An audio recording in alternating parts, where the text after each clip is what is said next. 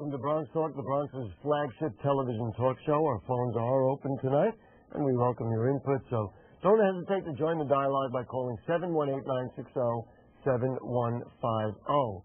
You can also email comments to us, and we'll read those on the air during a future program. The address is bronxtalk@hotmail.com. Well, we did have a scheduled appointment with Pedro Espada Jr. for tonight's show, but today a staff member of his informed us that Mr. Espada has a family emergency and therefore is unable to join us tonight. They promised to find us another date soon, and we do apologize because we were all looking forward to checking in with the former senator and councilman. However, we will press onward with an important city issue. On Friday, it was announced that the city's water board has approved a 14.5% water rate hike. This comes on top of the more than 11% that was added to your water bill not even a year ago. So why have water bills risen more than 77% since 2001, which is really a higher rate than even the skyrocketing price of gas?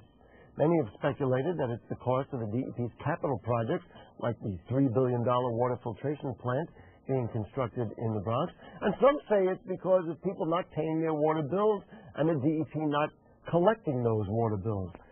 We'll find out. Lots of questions.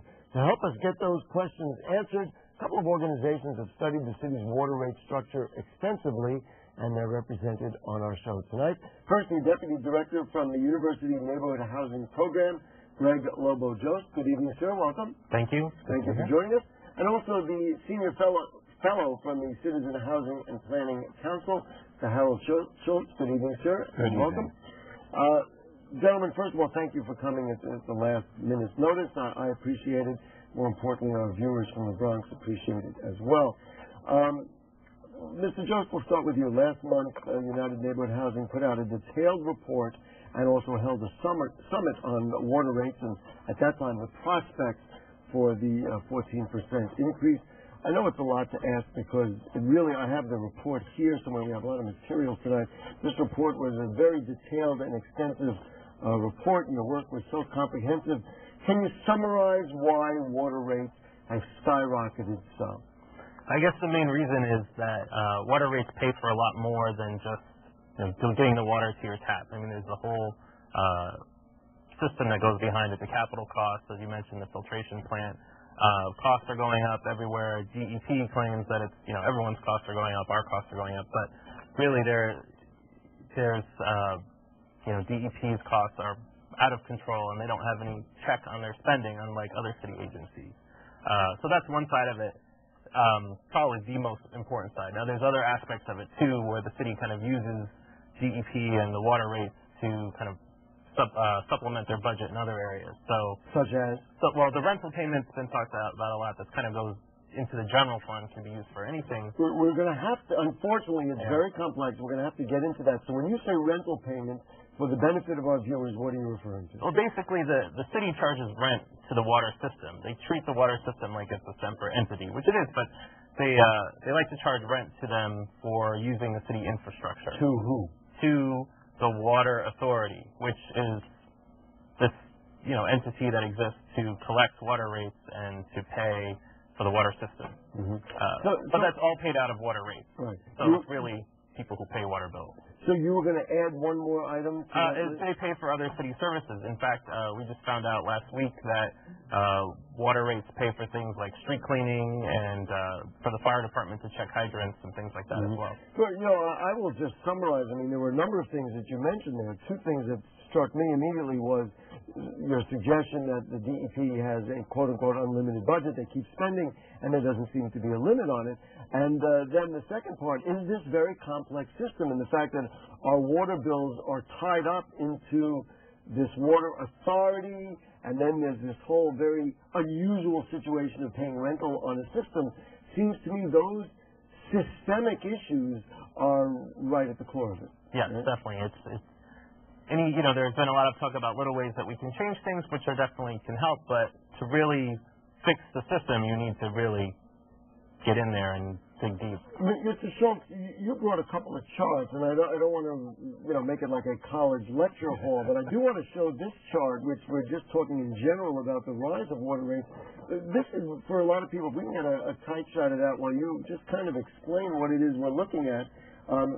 This shows a very obvious, steady increase. Do you want to weigh in on what people are looking at here? Yes.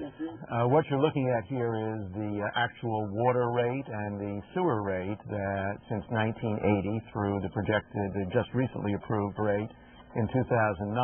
The bottom reddish number here is 2009. Right. Here. The bottom reddish number is the water rate. The top yellowish number is the sewer rate. And actually what you see if you look at this chart fairly closely is that from about 1993 to about 1997, the rate stayed here to here. Yeah. Correct. The rate stayed fairly stable. And then starting in about 1997, the rate starts to go up and then really accelerates starting about 2003.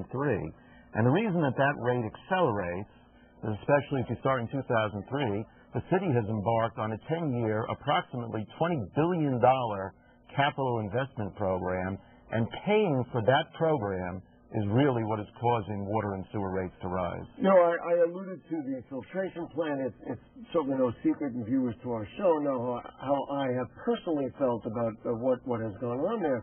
But there's other infrastructure issues in terms of the third water tunnel that I think everybody would agree needs to be built. We saw today, just this morning, there was a water main break at 57th and 6th Avenue of an 85-year-old water main. This needs to be repaired. We need to, redo a lot of our infrastructure in this city.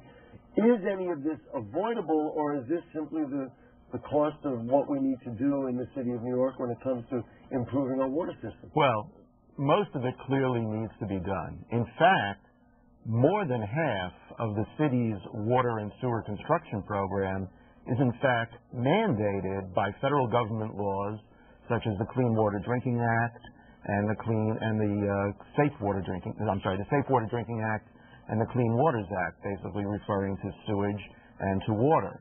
Building the filtration plant was required by the federal government. Whether or not it had to be built in the way it's being built and where it's being built is a different question. But building it was required. And in fact, a huge amount of money is being spent now, one, to avoid having to build another filtration plant for the other 90% of the water that we drink, to fix the dams upstate, which have been up there for 100 years, and some of them are starting to leak and need to be replaced.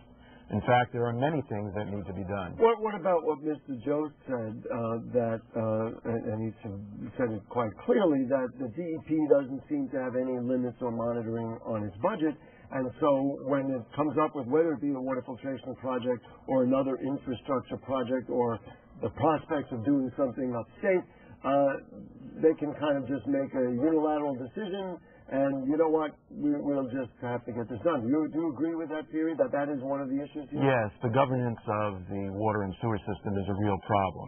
A special structure was created in 1985, as you alluded to before, in order to be able to fund all of the work that was necessary. The result now, however, is that that system basically can just print whatever money it needs or wants at the cost of the people who are paying for the water and sewer system. Because then what they do, if I'm understanding what you're saying, is that they basically say, look, this is a project we have approved. They then go to the water board. The water board then says, well, I don't know how else we're going to pay for it, so we simply up the rate, and this is a cycle that keeps going. Mr. Jones, right, do you agree with that process? That's the water board's mandate is to fund the water and sewer system, so that's what they do. So the DP comes back, they don't really evaluate whether the project is valid or could be done cheaper or anything like that. They simply say, well, okay, you need to do it, or in the case of what Mr. Schultz just said, these are mandated by the federal government. Go ahead, and then we in plain language, soak the taxpayer. Right, but unlike other city agencies which periodically face cost-cutting exercises like, oh, the budget is short, everybody needs to cut 5%, find a way to do your job, but do it cheaper. Unlike them, the water and sewer system in DEP